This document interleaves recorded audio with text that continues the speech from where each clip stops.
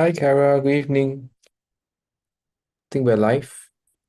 Yes, Xiaojun, good evening. Welcome again to our part three. Oh, thanks. Oh, it's Okay, already part three so already. yeah, so fast. It's like now it's already middle of March. Hmm. Yeah. Hmm. Yeah, Okay, so okay. when Think you're we could ready, also yeah, yeah. go ahead. Before we start.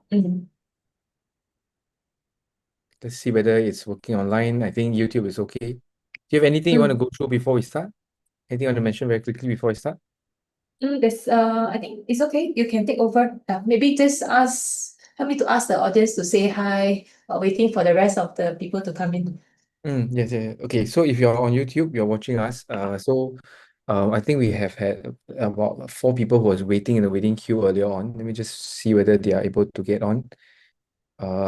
Give it a moment. And then today's topic is about the building of a financial health scorecard app. I think it'll be fun to see whether we can actually build a few more variations of that, something that can help us to keep track of what we're doing. And also I was just gonna say that, today is also the first weekday anyway, weekday of the school holidays here in Singapore. So some people might be doing traveling soon. I'm actually flying over to Vietnam in 2 days. And maybe something that we can also try to do is see whether you can build a simple app that can keep track of your expenses even when you're overseas. Right? That's a way to also keep track of your financial health in one way. Something we can try tonight. Okay, I'm gonna just give it another maybe 1 or 2 more minutes. I see that we have about 10 people who are online now. And in 10 minutes, in maybe 1 or 2 more minutes, I will very quickly just explain what we're doing today. And for those who are already online, good evening. Do say hi. Go to the chat function. Kyra, who's here with me, will also be monitoring the chat.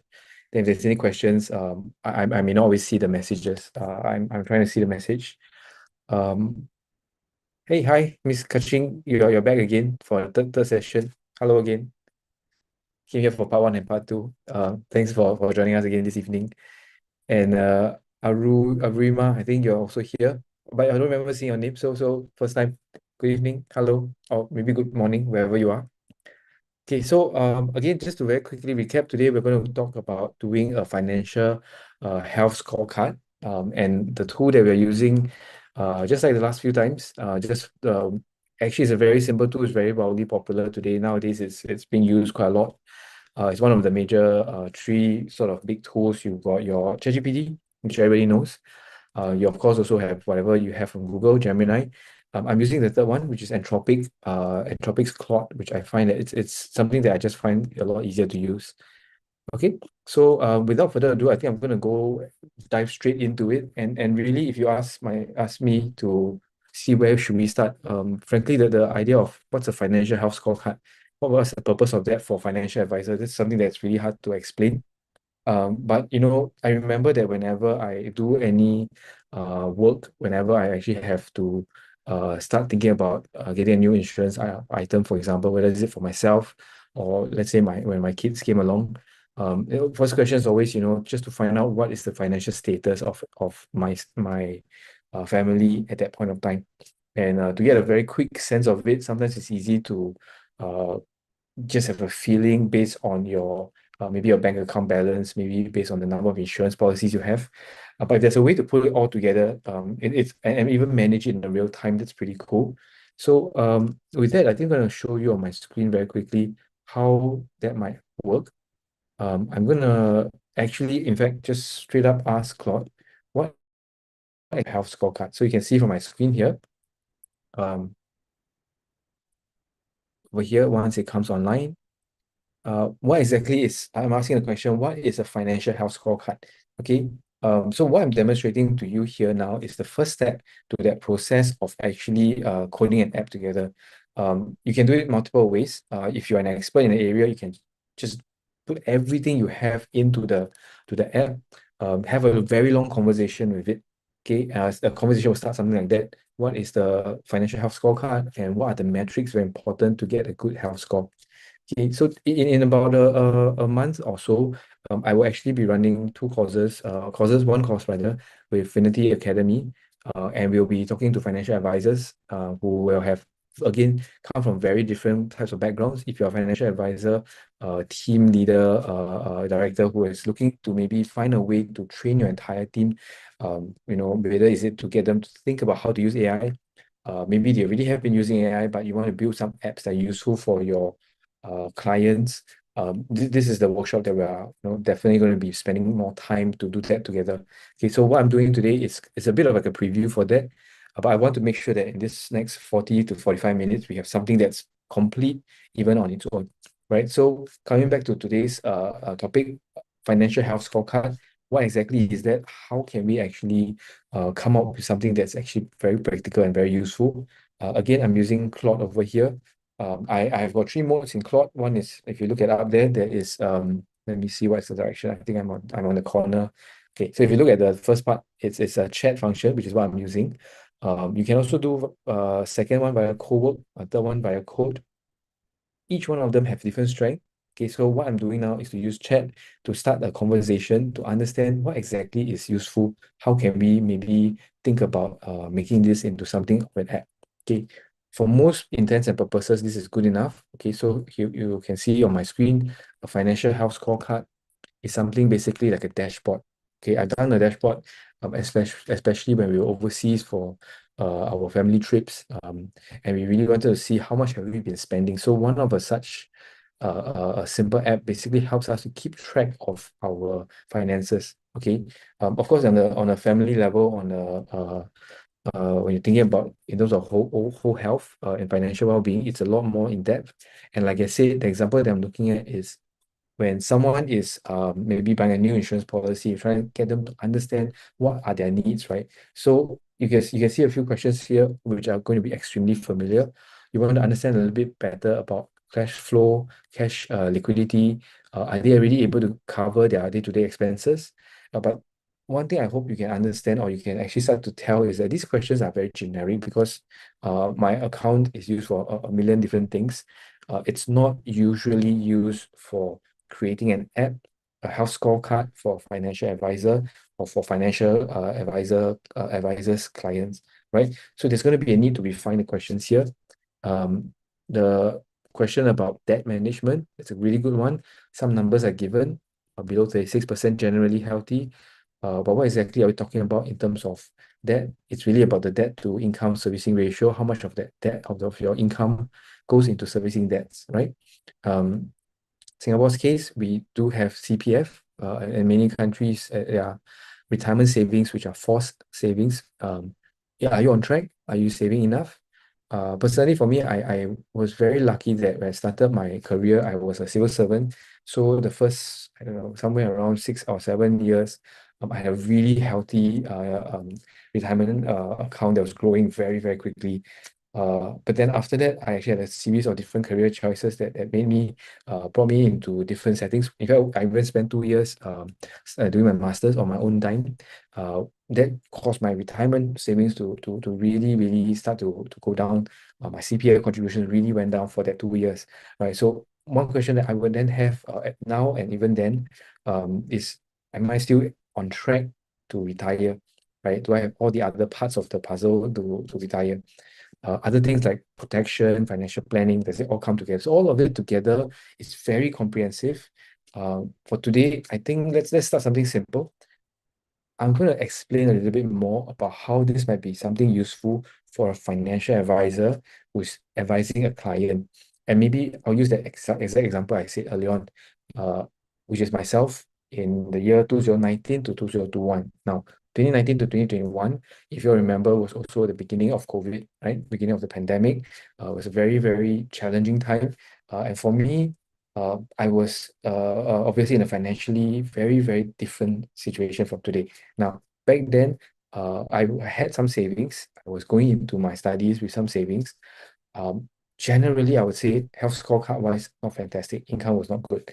Now, for someone like that, what is good, what is not good will be very different for someone who is perhaps earning a solid income, but maybe spending a lot more money on different items, right? Someone who is actually investing in their own future. So in the case of someone who's studying, they're investing in their future. Perhaps that is not exactly a bad financial health situation. although they definitely will have to cut down on their expenses. Someone who is earning a large income but expanding expenses-wise is very high might look like they are doing very well. But on the other hand, it might actually signal some issues if their expenses are not being reined in. Okay, so let's try that. So I'm going to type out. Again, I'm using an app called Whisper Flow. Whisper Flow is really useful. It helps me type without actually having to use my two hands. So I'm going to try and do that now. Okay, I'm actually thinking of doing a tool that is useful for financial advisors to use with different client profiles. Now, in particular, I'm going to think of building something which contrasts two different client profiles. The first one being a client who is perhaps a master student going into study with small little pocket of income, or rather some savings, and because of that, that situation that they are going into studies on their own dime, they may not have any incomes plan. Okay, side story. Eventually, in my own scenario, I did eventually have small income sources coming in. Even when you're doing a master's, you actually are able to do some part-time work. Now, so that's the first scenario, someone going into a master's program, who is actually preparing for a future, who's investing in the future in a way, and yet, because there's no short-term income, you have to think about things like whether or not that person is getting financial protection, in case of any accident, in case of any illnesses that come during that period. Is that person financially being protected? Will they end up being in a situation where they have to drop studies and then they have to end up not being able to support themselves, take care of themselves financially? Okay, that's scenario one. Scenario two, the financial advisor will paint a second extreme where, again, this is someone who is able to spend a lot of their income, travel a lot, because the income is very, very healthy. However, this person, in terms of expenses, may not be so healthy, maybe spending more than occasionally, maybe more than what they're earning every month, and then paying off in the next month. So we're talking about credit scores and all that. And in this second person scenario, perhaps retirement savings could be on track. They may not have a good idea. So what I want to do is, if pretend that we are a financial advisor advising someone who is one of the two scenarios. Okay, so now I have just dictated everything that I have in mind. You can't see it on my screen, but okay, there you go. I've just typed out in open and inverted commas, typed out the entire typed out the entire thinking process that I have to person client number one. I'm going to do some quick edits. Okay, this one is okay. So I'm going to okay, all this was me explaining, so not necessary. Now, okay, now that's the first scenario. Okay. Okay, then scenario number two, somewhere here. In a second extreme and so on. Okay, so this is good. So I've just did a bit of tidying up, even though I could dictate it, it wasn't perfect. But now it's good enough. I'm going to push it through. The idea of this is basically just to have a very good long conversation. Don't rush this part. And as you can see, someone the two profiles are starting to be built up, and it's going to ask me more questions. And this is the good thing about AI today. I think at a very early stage, I remember using it somewhere around late 2023, when I really just started using AI. It was quite a period of time where it almost felt silly to, or maybe the better word is stupid, right? But just if even though it's live stream, I just pretend you didn't hear that. But sometimes AI just doesn't sound very smart, like really is artificially intelligent, right? It was highly automated. So if you didn't give the way it needed the content or the input to be, the output will always look very poor, right? Today, it's able to understand context a lot better. So even though I am not exactly spelling every single line out, not giving every single step out, it's able to understand. And more than that, like someone who doesn't understand fully or thinks that they can have a better and fuller context, it clarifies. So what you see on screen, okay, what profile will be useful? Which one? Let me see. Do you want it as interactive web app? I think that's useful, so you can move around. I don't really want a spreadsheet. Spreadsheet is pretty traditional. I think that's something that using Claude or any software today, you should be able to generate very quickly. But people may have different expectations, right? That they may not come out very useful. So for the purpose of this, I'm going to say web app. In fact, what I want to do tonight, if we have enough time before the end of the hour, is to see whether can I go from the app all the way to something that I can publish online, give you a link, maybe put it into the YouTube channel link, and you can try it out, right? Okay, what should a tool do in a client meeting? So this is very good. Yeah, I understood that I'm talking about an advisor with a client, right? So what should a tool help the advisor do? Definitely to show the score visually. Um, Comparing side by side may or may not be so important, but let's just put it in. Some action items will be pretty good, so that in my mind, at least how I'm imagining it is, you throw in some real numbers, which is the last point. You generate some output, so that the action items and recommendations can be very useful. So maybe let me just see if I can add something else.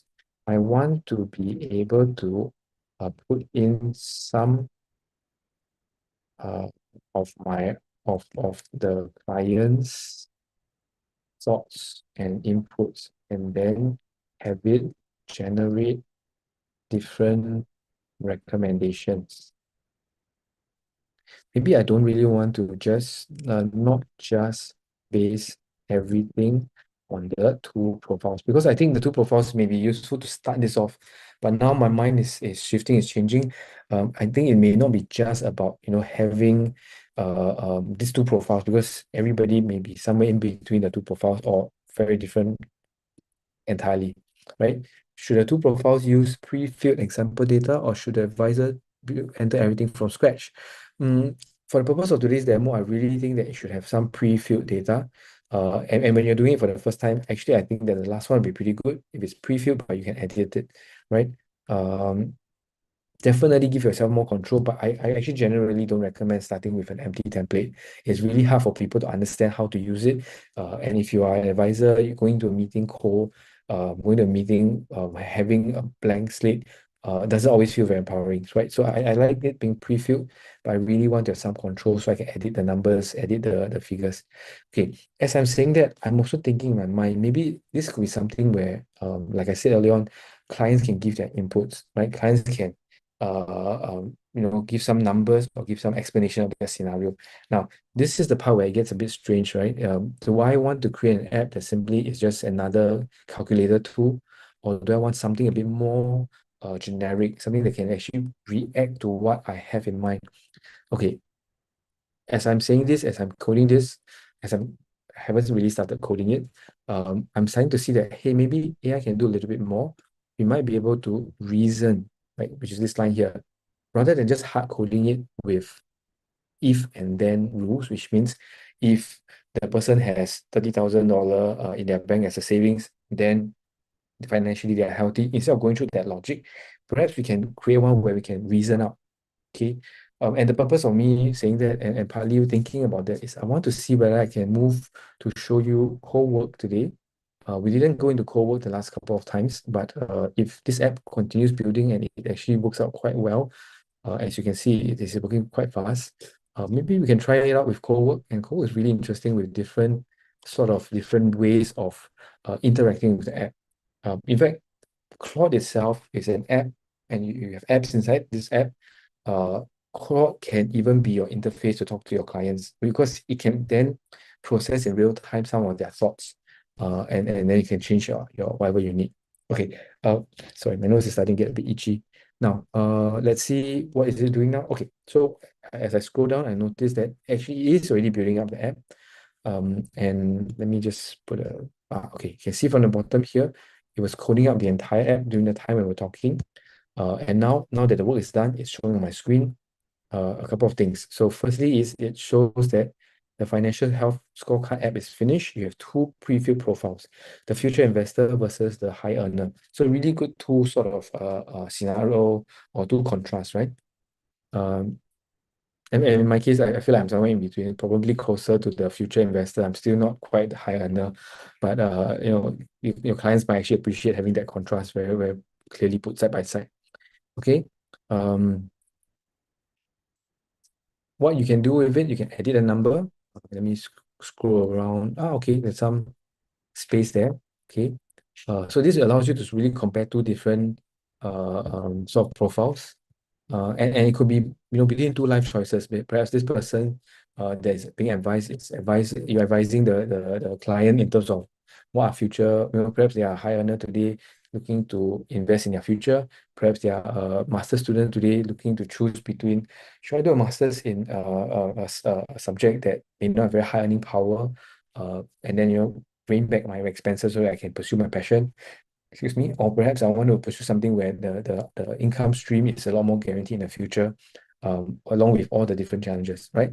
So different options, everybody has different options, and that cash flow, protection, retirement, all those things are definitely things that we can adjust along the way. Let me just pull it down. As I click on edit profile, oh, fantastic. The numbers are all possibly there, already put in place. These are placeholder numbers. Okay, let's just look at this. What can you do with it? You can edit any numbers. Okay, so I can edit the numbers. I can also change the name. It says that I can change the name. Let me see how I can change. Okay. Okay, so actually I can type in directly, perhaps high earner today. So a bit of contrast, right? High earner today versus uh, uh, future investor, learner, student today.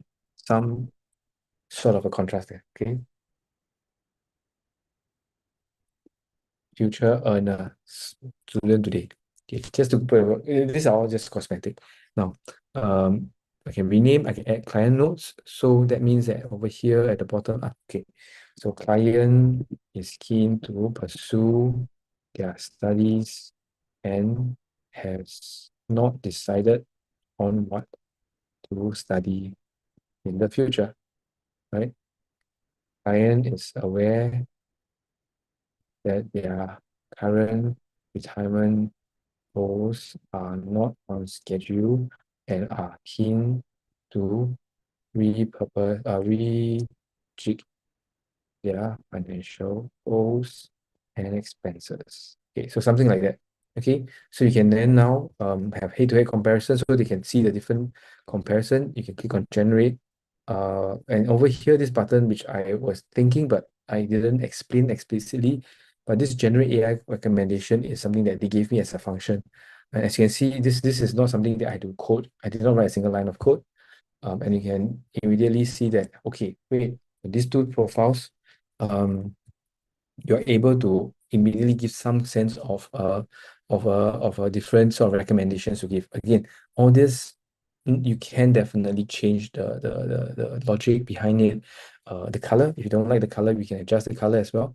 I want to give us a little bit more space to put the contrast, right? And let's pivot and try a different scenario. Okay. What if you have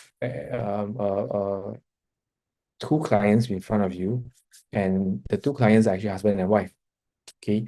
I'm saying this actually being very mindful that in the Singapore Parliament, they just had a really long debate about total fertility rate, right? Whether do we have enough numbers, and in this case, we're talking about babies, to support the continued growth of the Singapore core. Okay, I won't go into the details over there, but imagine a scenario where you have husband and wife. I'm gonna to do something closer to what I have at home. My wife is the one who's actually earning more as a education professional. Myself, I do a bit more business. I do a bit of training. Income is not always very consistent. Now, what does that mean? That means that both of us are not supposed to be getting the same advice, even though our financial health overlaps. Okay. So what is the purpose of this tool now in this scenario is perhaps a financial advisor, and I have a few of my good friends who I have in mind at this point, good friends who are also my financial advisors. They've been colleagues and then friends, colleagues when we were all teachers, and then we became friends along the way, of course, in the course of being a teacher. And we continue to stay in touch even today when they have decided to go into the FA industry, right? So with that, I'm going to now say, imagine if I'm this friend of mine who's advising me and my wife. Okay, I'm going to directly start editing. And the purpose of this is perhaps a financial advisor who is trying to advise couples. Okay. Now, let's pivot this a little bit. Instead of having these two profiles as opposite profiles to be considered in the financial health scorecard, let's imagine if this was a tool for a financial advisor who does advisory work with couples, right? In this scenario, I want you to update the titles, the names, the scoring logic, and everything. And what I want you to do is to tie the fates together of the two profiles. One is a husband, one is a wife. The wife is the high income earner, who is able to actually draw high consistent income, who's disciplined in terms of savings, who has a lot of the protection already in place, whether is it in terms of retirement or in terms of insurance policies and so on. And generally, because the expenses are combined to a large degree, they do also have some kind of emergency funds. I'm reading off the list here. Okay, they're generally in good health, financial health, but I think I want to be able to see whether there's any room here for the two of them to make different decisions. Now, as for the husband, let's imagine that he's a business person. He does consultancy work where because of that work, the income is not always very consistent. The monthly expenses may be a bit lower, even though the income is lower, but there's a lot of business expenses, right? In terms of insurance coverage, we imagine that because the wife is in a full-time role with very significant insurance coverage, perhaps she is okay, and because she has the good income, consistent income, she's also able to make sure that their children have insurance coverage done well, right, taken care of. So when you're advising couples, you definitely need to look at not just their individual financial health, but also look at who else they have in that whole family setup.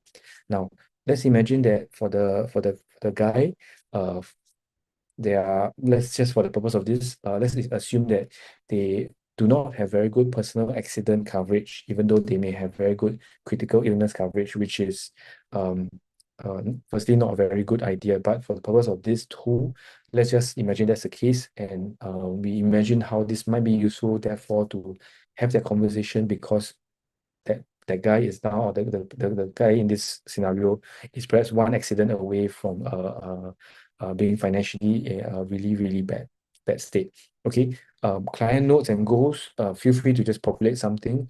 But I want to think about how can we generate AI recommendations, not just for individually, but also perhaps as a family. Okay. Okay, so now I've finished thinking out loud. Let me read it one time just to be sure this is what I had in mind. Let's pivot this a bit. Instead of having two profiles as opposite, let's imagine this is okay. I want to update the logic and everything.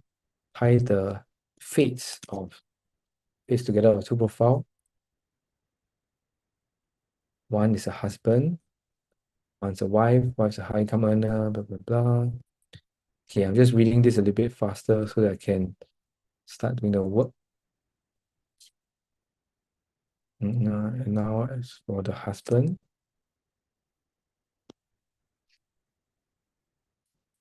okay.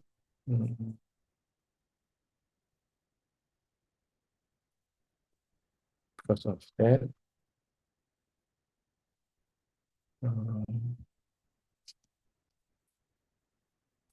okay, I think generally it's okay. It more or less got the gist of it.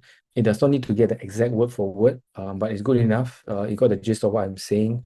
It's okay, there you go.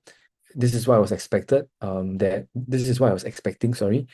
Claude is able to get a gist of what I'm saying, and even when it's not always spelled correctly, there's typo or my ideas are not very clear, it will sort of tidy up my ideas, and this is what you're seeing here. So we're talking about husband and wife profile, realistic couple finances, family level scoring. So not just an individual view, but also third household view, right? So if you think about it, this is something pretty useful, especially if you have young couples who are thinking about how can they commence their life together, and they may or may not already have children. So this is something that later on we can also put in that function.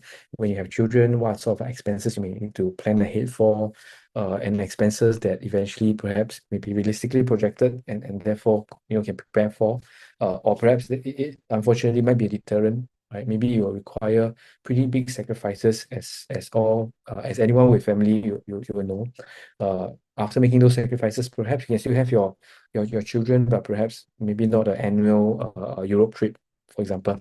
Okay, so while this is rebuilding, I want to now maybe very quickly just show you the code behind this and see whether we can actually also, let me just do a quick download. I'm going to download this onto my laptop, and I want to show you something that looks a bit more more technical, right? So what I just did was to download the code behind this current version. As you can see from the left-hand side, it's still being rebuilt. Okay, so we haven't got the updated version. I'm just going to work on the early version. The rebuilding will take some time. And what I've just done is I've switched over from the preview over to the code view. And you can see as it stands, it's really 500 over lines of code, right? I've not written a single line of this, and I'm not going to start writing it. There's all this logic that's behind it. It's a JSX, it's some sort of JavaScript React kind of a tool. I'm going to stop sharing now very quickly to switch over to my terminal app. And in my terminal app, what you will then see is that I want to show you okay, I need to navigate there very quickly. I want to show you what you can possibly do with that same app, but perhaps now you want to be a bit more fine-tuning, more careful to fine-tune the color, maybe to push it to your own Safari. Maybe you don't want to work on the same Claude interface. Okay, so with that, let me just stop sharing and I'll switch over to my full desktop. Okay, so here I'm using MacBook, and of course you can use your own different sort of tools. I'm opening up in Terminal. So Terminal is this coding interface which you can see from my screen. And here we can also use Claude, right? So I simply type the word Claude to activate, Claude code mode, right? This is very, very technical, or at least it looks very technical for someone who's starting it for the first time. The reality is this is as easy as the usual app that you know. Now, earlier on, I have already saved this link here. Rather, I've saved this file here. So I'm going to copy the file name. I'm going to come back to here and say, look at this. And I want you to help me review if it is a good file and code, and if I should update it here. Okay, so maybe what's the point of this? Why do you want to review and update here? I think that the color scheme can be improved, and I want to make it something that I can use for a couple. Okay, why do I do that? I want to go back to Claude and show you the contrast. So now, okay, so we've got the Claude version of it, and you can see it's kind of cluttered. Let me copy out the entire conversation here. Okay, so I'm doing the exact same thing.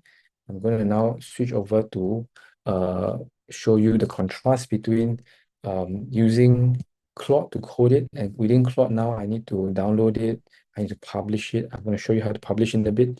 But what I want to do is to take the same prompt and I'm going to go into coding mode. It sounds very scary, but actually it's really not.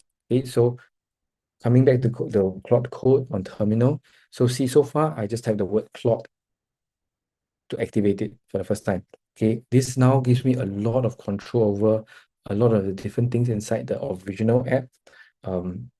I'm gonna press enter first. So you can see I ask you to look, this is all simple natural English language, right? Then after it has reviewed, I'm going to paste the entire line. So what I just did was I copied and pasted the 10 lines which I sent over here. So far, you notice I've not typed a single line of code. I've said things like, let's pivot a bit. Having different profiles will be useful, but I want to do it for someone who does advisory work with couples. Okay. So by doing this, by pasting it over here, I haven't pressed enter yet. I just want to take a look at what it says.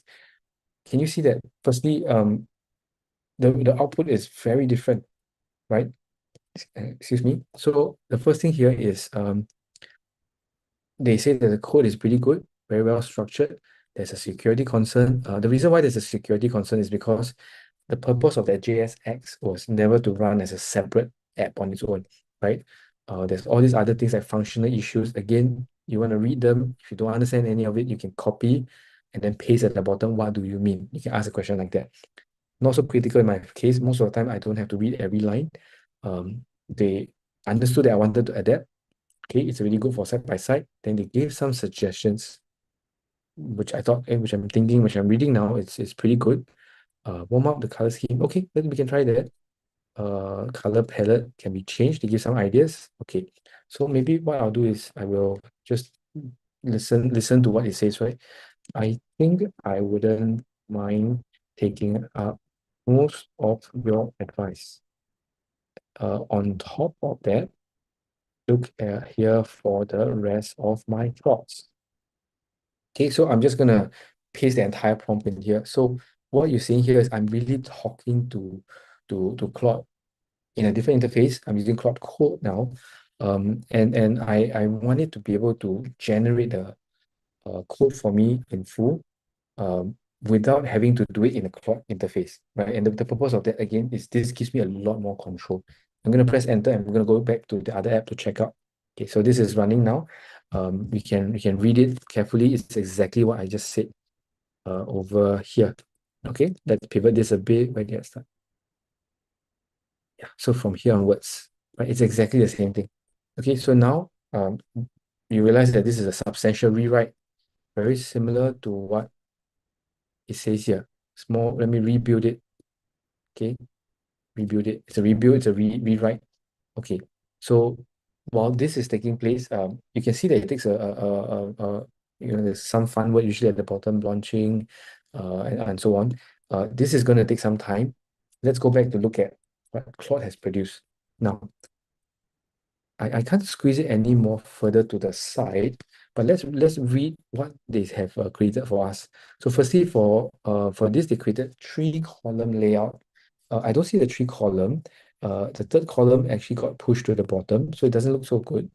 I mean, I can't imagine myself using this to talk to a client, right? It's really quite tricky.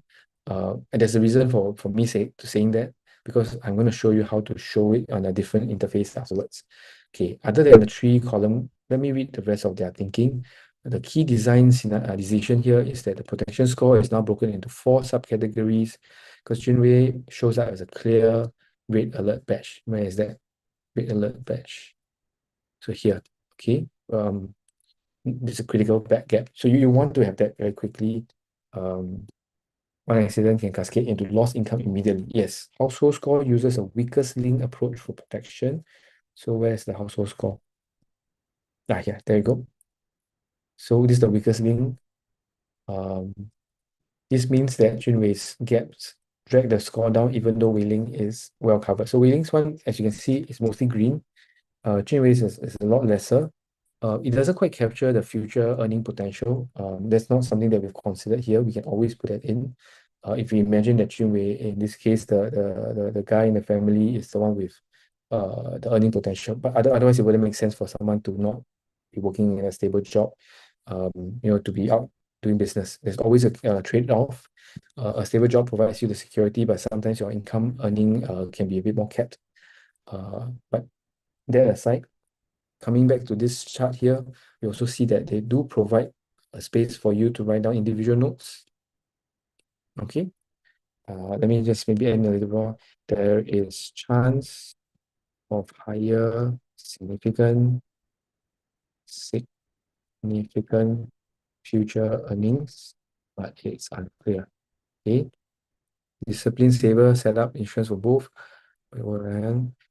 Unsure if she should pursue further studies, but may jeopardize family and security. So something like that, right? Maybe together they are saving for their children's education, want to upgrade to a larger flat, want to make sure that they are resilient if either partner cannot work, because both partners are very critical in any relationship. This is always going to be the case. It's never one-sided. It's never someone carrying the weight, but everyone's at different stage. In this case, if the wife goes down, the consistent income is no longer there. If the husband goes down because they have no personal accident, it becomes a very big drag on the family expenses very quickly. Now, I've updated the individual notes. I won't change the inputs, although you see that the function is there for you to change the inputs if you want, right? Let me just put another $10,000 for our poor Jinwei. Okay, now generate the family as a unit, what kind of recommendations. So over here in Claude AI, Claude interface, right? It's using its own APIs to call on its own sort of, I don't know how to explain API, but basically call its own tool to be able to give you the recommendations, right? So this is happening in real time. You don't have to do anything about it. You don't have to do any wiring connection, as opposed to having Claude code. Earlier on, there was this warning that the API may not work. Actually, in this case, it's also not working. Let me just give it a try again. If it doesn't work, that's okay. I don't really need it to work here. Sometimes the tool doesn't work perfectly, especially when it's an interface like that. I want to show you, more importantly, how I can publish this artifact. Now, earlier on, we did a download. When you click on download, you have the code, and then you can do more work on it. If you publish it, it's even better. Now, when I publish it, you can actually have a link which is shareable. Now, you don't have to share it with the client. You can actually share it with your other devices. So let's say you're working on the laptop at home, you meet your client, you bring your iPad along, you have the link there. You can actually show the client from your iPad, right? Okay, so this time now finally it worked. They gave Wei Ling's sort of a explanation of her scenario. Jinwei's one as well. And as a family, what does it mean? Right? And a red flag, what happens? Right, single point of failure. So it immediately sharpens the focus. Where are the sort of really important areas to look at? Not all negative. It's pretty good saving rate for Wei Ling. The CI coverage, which I built into the scenario earlier on for Junwei, and then together, okay, there is some very significant gaps. So what does that mean? Okay, let's say I don't like this action item. I don't think it's sharp enough. I don't think it's really recommending any policies that I'm helping, right? So let's say, imagine that I'm actually a financial advisor who carries a series of products, and primarily my advice is coming in the form of helping people to plug their gaps, to prepare for their future by making sure that their insurance policies are up to date, right? That they are getting things that are fit for purpose, not too expensive, but also not insufficient. I don't want them to get insufficient coverage. So with that in mind, can you adjust this tool, adjust the recommendations and action items such that the recommendations and action items allow them to consider some of the insurance products that I'm offering, right? We do not need to be specific about the company, but simply just list out some possible sort of premium amounts, as well as the type of policy instruments that they should probably use. Okay, so the purpose of this is just to iterate, continually improve and improve. And if you are really carrying a few products, and I assume you generally, people who are working with the different companies, especially if you're a broker, you have a very good grasp about what are the different tools that are different policy instruments that are useful, right? So as you can see here, this is changing now, no longer from an abstract scorecard, but into a sales conversation, right? Of course, you don't want to make I mean, if you're carrying a few products, and yet you want to be fair to your client, you can always say like, okay, I carry these few products. When it's recommended, when it's a good idea, make this recommendation. When it's not, you want to stay true to your client, you will then recommend that they maybe take a different product. It's up to you. It's entirely up to you. You can put it in here into the prompt. Okay, so while this is happening, let's go back to the other conversation. And Kyra, I've been speaking for a while. If there's any question on YouTube, feel free to just ping me. Taking a quick look over here. Okay, I'll address your question in a bit. I think there's a question about Ms. Kaching is asking about key in or upkeep the data so it can generate a proper financial scorecard. What do you suggest to make this process simpler? With your question and with your permission, I'm going to show you how to use the tool 𝐭𝐫𝐞. Okay. I will just very quickly mention the items over here. It looks like it was just asking me for permission to do the edit. So you can see it's a whole wall of red and green. Basically, the red lines are the lines where they are deleting, and then the green ones are new color, new sort of maybe new colors for the app. The red ones maybe they're deleting something. Nothing too fanciful. Okay, and it's done. Okay, so now what they've done is they've created something that's couple oriented, there's wife, there's husband, new scoring metrics, very, very technical kind of metrics. One thing I'll be very mindful is sometimes this is not oriented towards a Singapore context, because I did not say that, right? So again, where the training data comes from, it used to be a lot more obvious. Now it's a bit more international, but it may not always be specific to my context, to my country context, right? So this one, there may be a chance that you may need to adjust that. Okay, so AI recommendations now generate in 3 tiers. Okay, this is pretty nice, but I can't see it, right? So I said, okay, this looks good, I think. Can you finish the work and then generate me a preview on a local host? So local host is basically just a local version on my own laptop. I don't need to publish it onto the internet or anything. On my laptop, I want to see a version. Okay, so with that in mind, I'm just going to pause it for a while and go back to the question again. So earlier on, the question was, how can I sometimes struggle with keying in or upkeeping the data? So it's very hard to, so we can generate a proper financial scorecard. What do you suggest to make this process simpler? Now, what I'm going to do is, remember my folder here, which doesn't have any data inside. There's nothing inside. It's just some code. These two are the files that are being edited by my window here, and it's creating more and more. So these three together, as you can look at the time, it's actually building up an entire page for me. And in the moment when I open it, I should be able to see the app in a different set. Okay, but there's no data here. So what I want to do is I will nudge this along. I'll give it permission along the way, but I want to go back to here and I want to generate some synthetic data. Okay, the couples app has been updated. I don't want to spend much time. It's more or less the same, as you can tell. You will, if you remember early on, it was going to suggest to me different policies. I would, give some different product as suggestions. So I'm not going to look into it because I want to show you what are ways that a financial advisor might be able to process the data or to work on some interface that can help you clean up data very fast. Now, so this was the earlier conversation that I was doing on my own. Okay, I was trying to prepare for today's session, but let me use the same conversation window because it understood my context.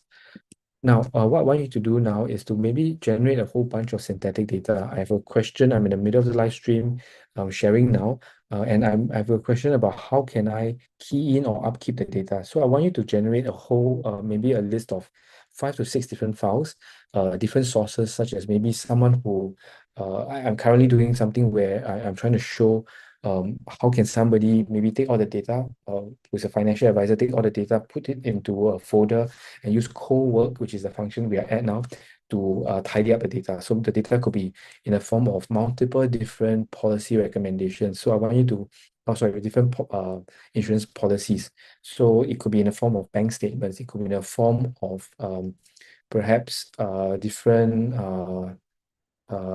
debts that they have taken along the way, credit card debts, or could be housing debts. So those numbers will change over time. So I want you to create 2 folders. One would be maybe the year 2025, and then one could be 2020. In each of those folders, I want you to populate it with different files, just for the purpose of a demonstration now. Okay. This is obviously not what you need to do. You just need, you don't need to have synthetic data, right? Synthetic data, as I put it here, is basically fake data. Okay. If this is going to do what I expect it to do, back in this folder, you should have 2 more folders created. I'm working on the same folder. You should have 2 folders, and I want to show you if I have 2 messy folders, how can I use 𝐭𝐫𝐞, which is, if you look at the top, the function of co-work. I want to use it to tidy up folders, right? Okay, so now it is generating data. Let me give it some time. Again, this is all on YouTube. So if there's any part that you're finding interesting, but you missed out, I have a tendency to go too fast. I also am very aware we're coming to the end of the 1 hour. If there's any part you need to rewatch, you can always come back to this after it's uploaded. You can watch it more slowly. Okay, so okay, looks like the work is done. It looks like it's done to me because it says here it is live.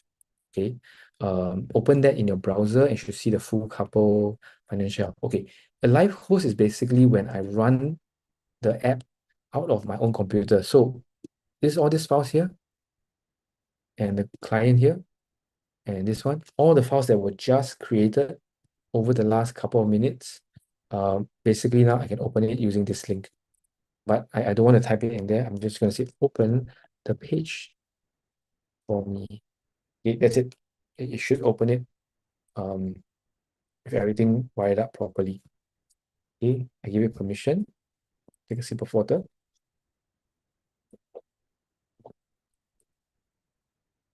Okay, and there you go. It's opening.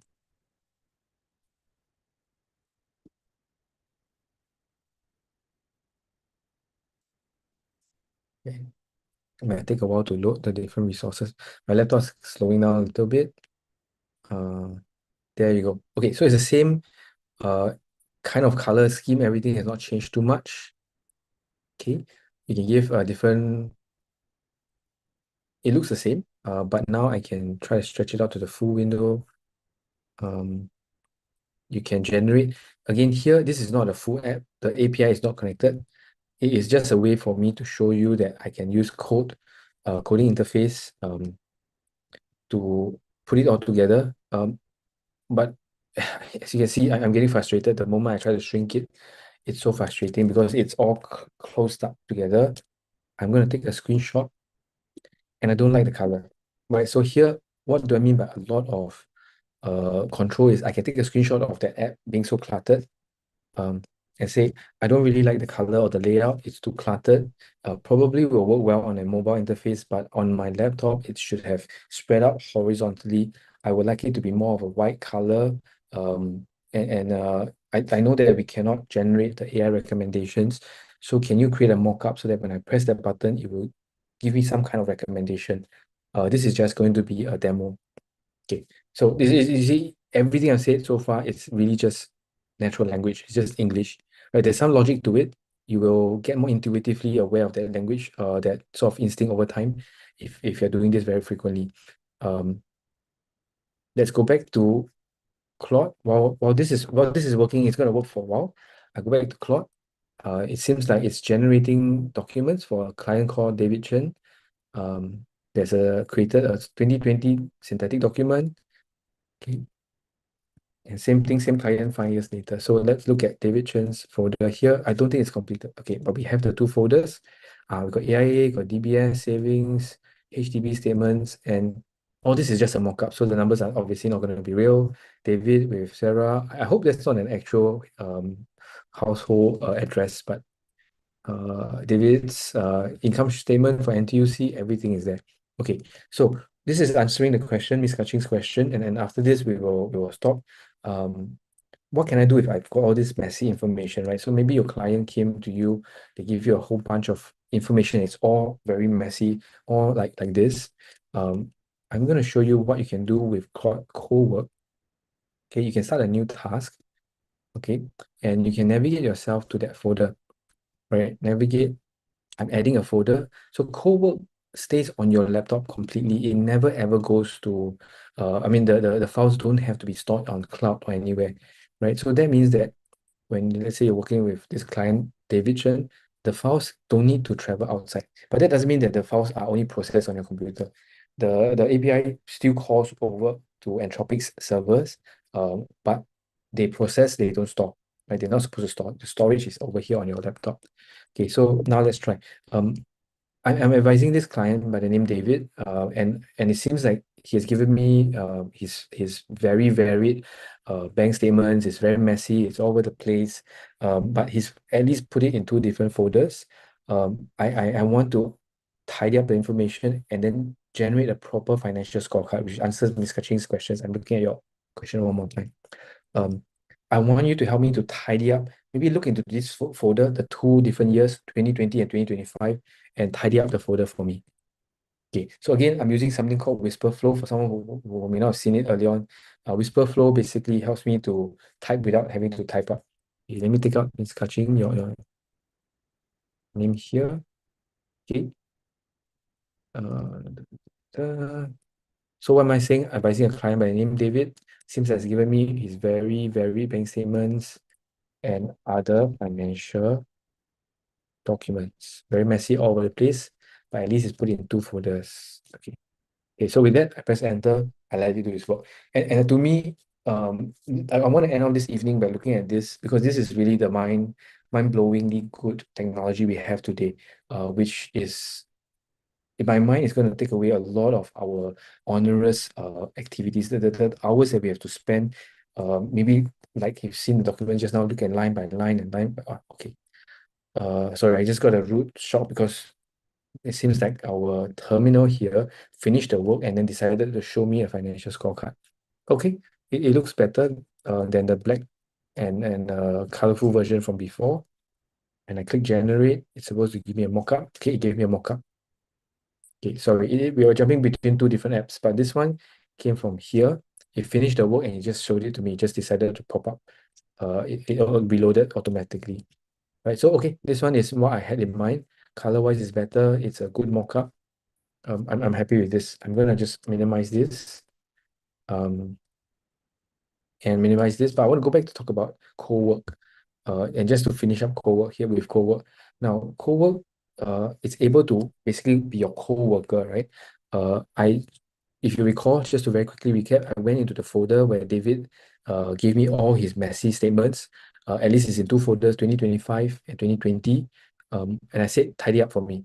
Okay, now he read through the file, it gives me all this summary, 13 documents, bank statements, credit card, and so on.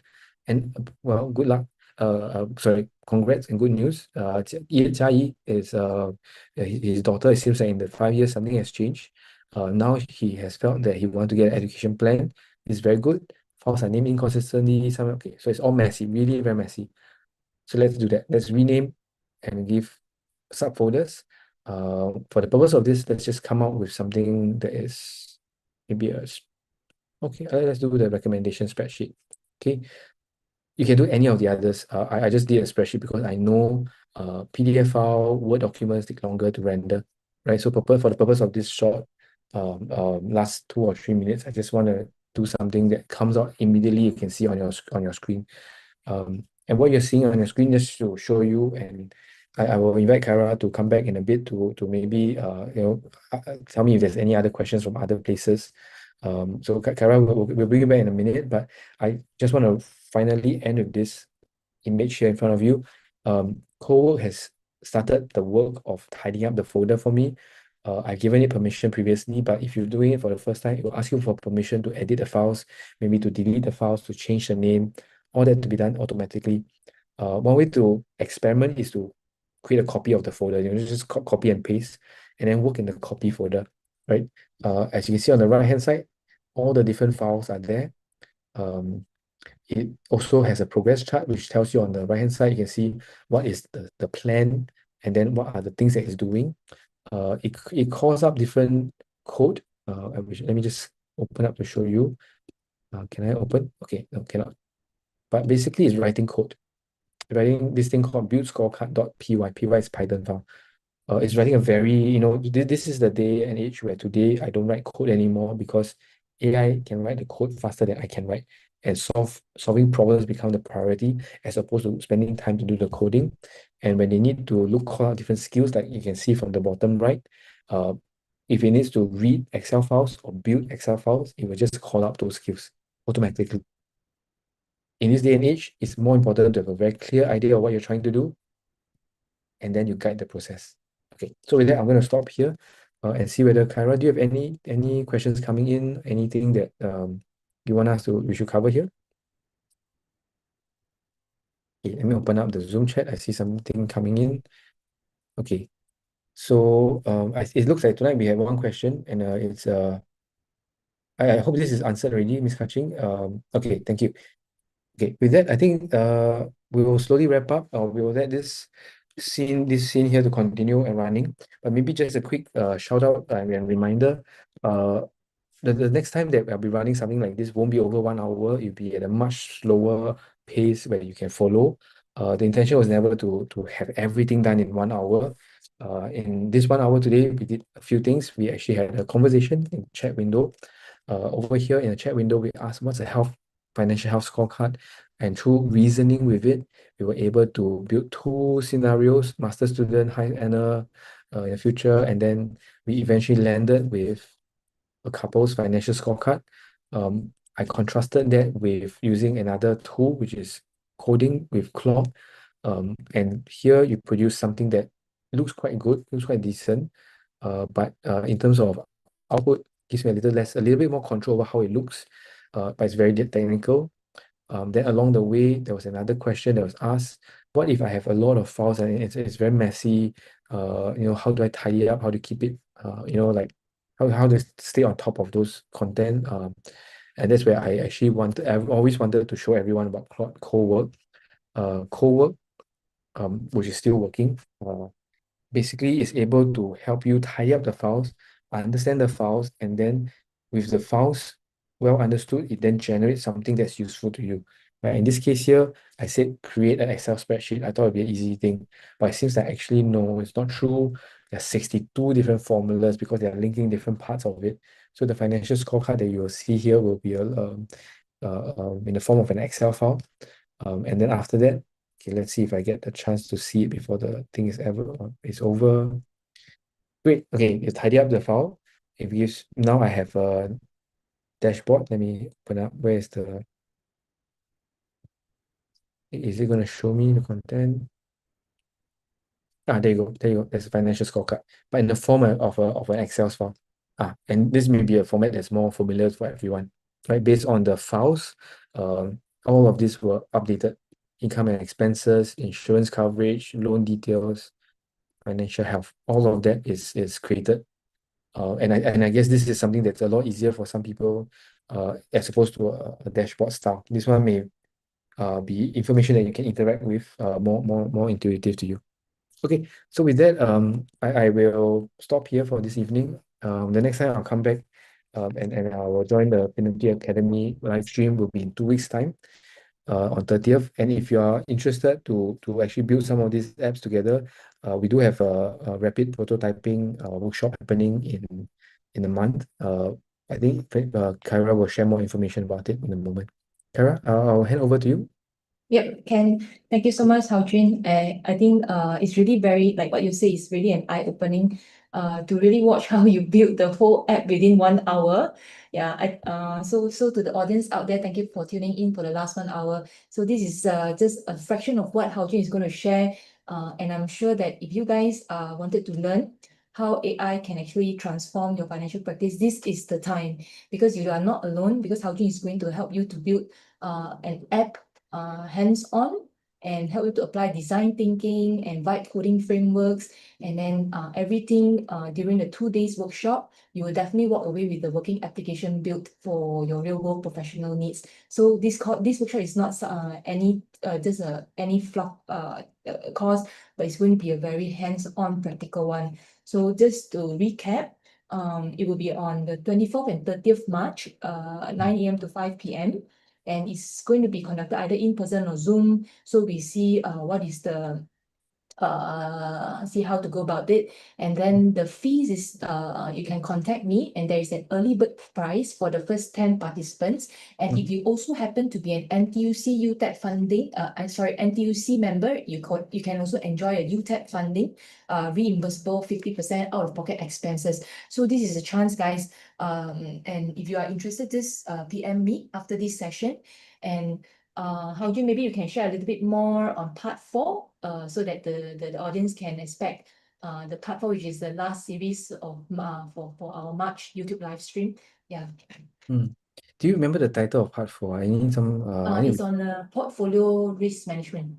Okay, portfolio. So the part four will really bring everything back together. I think we've done quite a journey since the first and second session.